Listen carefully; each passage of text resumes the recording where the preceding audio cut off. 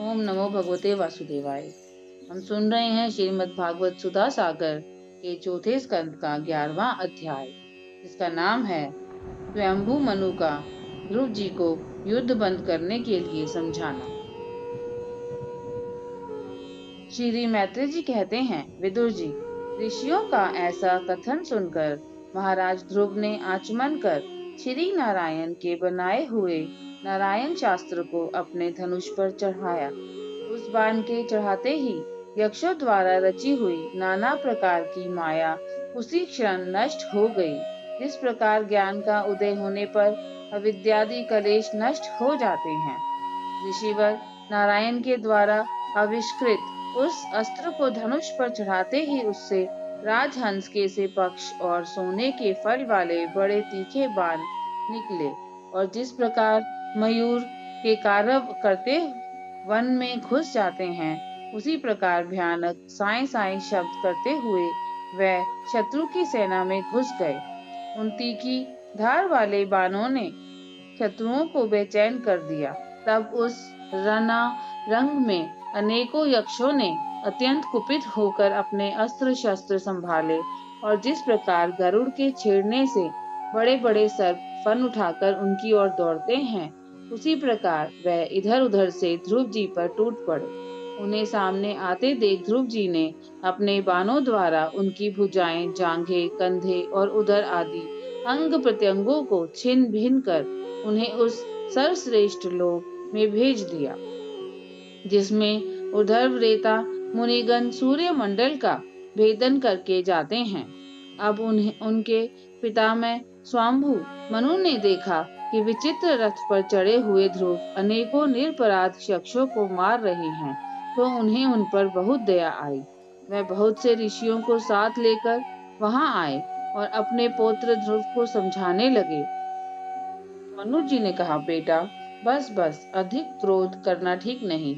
यह पापी नरक का द्वार है।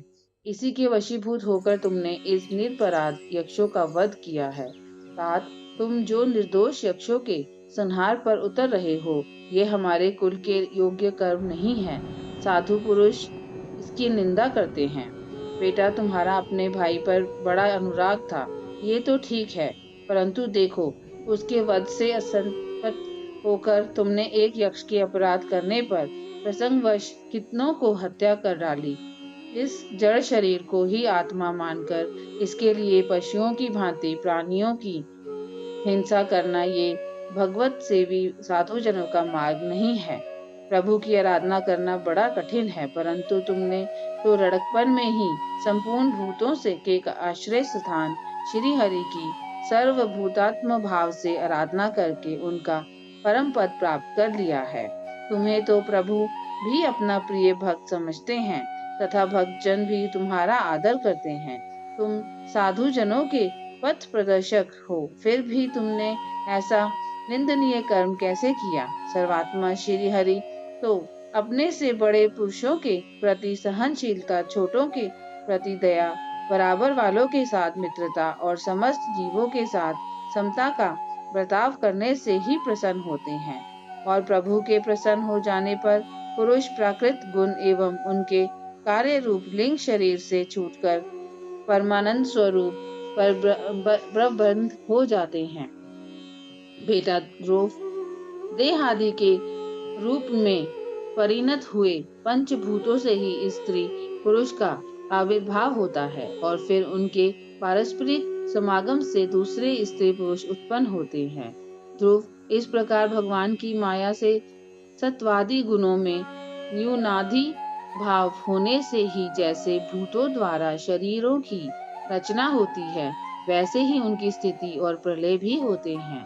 पुरुष श्रेष्ठ निर्गुण परमात्मा तो इनमें केवल निमित्त मात्र हैं। उसके आश्रय से ये कारणात्मक जगत उसी प्रकार भ्रमता रहता है, जैसे चुंबक के आश्रय से लोहा काल शक्ति से द्वारा क्रमशः सत्वादी गुणों में शोभ होने से लीलामय भगवान की शक्ति भी सृष्टि आदि के रूप में विभक्त हो जाती है।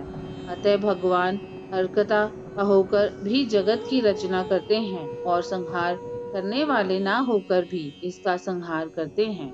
सचमुच उन अनंत प्रभु की लीला सर्वथा अचिंतनीय है। ध्रुव व काल स्वरूप अव्यय परमात्मा ही स्वयं अंत रहित होकर भी जगत का अंत करने वाले हैं तथा अनादि होकर भी सबके आदि करता है। वह ही एक जीव से दूसरे जीव को उत्पन्न कर संसार की सृष्टि करते हैं तथा मृत्यु के द्वारा मारने वालों को भी मरवाकर उसका संहार करते हैं। वह काल भगवान संपूर्ण सृष्टि में समान रूप से अनुप्रविष्ट हैं। उनका ना तो कोई मित्र पक्ष है और ना शत्रु पक्ष। जैसे वायु के चलने पर धूल उसके साथ साथ उड़ती है, उसी प्रकार समस्त जीव अपने अपने कर्मों के अधीन होकर काल की गति का अनुसरण करते हैं। अपने अपने कर्मानुसार सुख दुखादि फल भोगते हैं। सर्व समर्थ श्री हरि कर्म बंधन में बंधे हुए जीव की आयु की वृद्धि और क्षय का विधान करते हैं, परंतु वह स्वयं इन दोनों से रहित और अपने स्वरूप में स्थित है।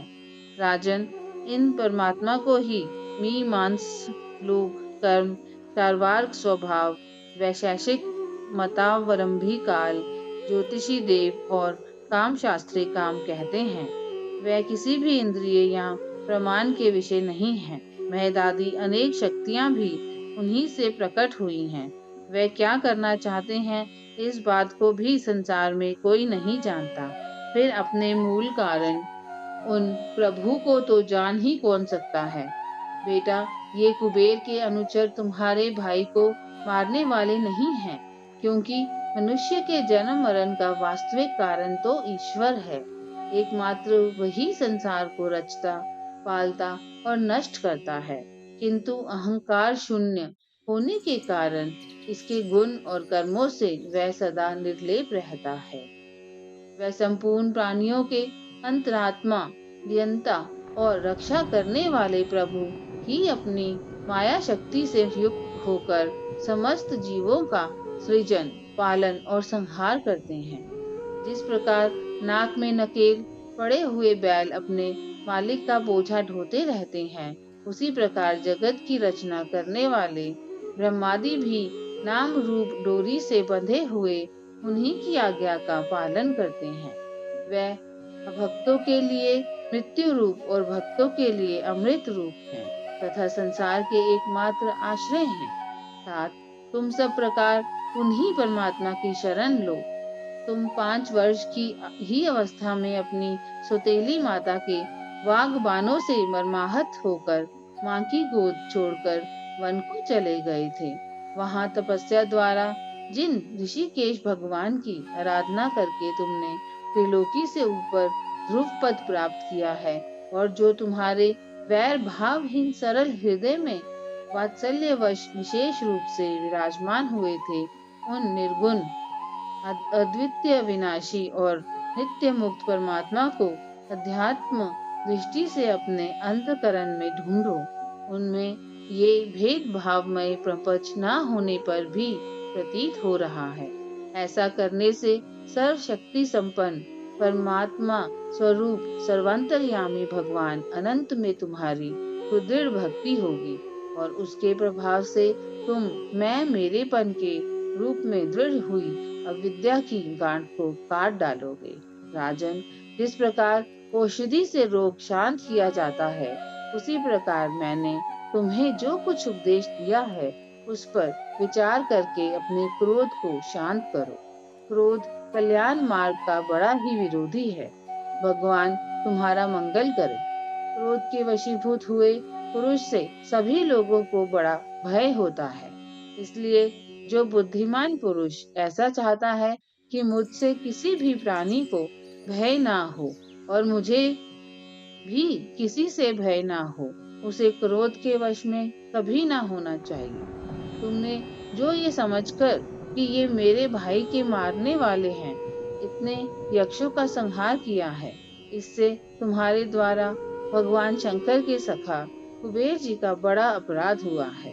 इसलिए बेटा, जब तक कि महापुरुषों का तेज हमारे कुल को आक्रांत नहीं कर लेता, इसके पहले ही विनम्र भाषण और विनय के द्वारा शीघ्र उन्हें प्रसन्न कर लो। इस प्रकार स्वयंभू मनु ने अपने पौत्र ध्रुव को शिक्षा दी। तब ध्रुव जी ने उन्हें प्रणाम किया। इसके पश्चात वह महर्षियों के सहित अपने लोक को चले गए। ओम नमो भगवते वासुदेव।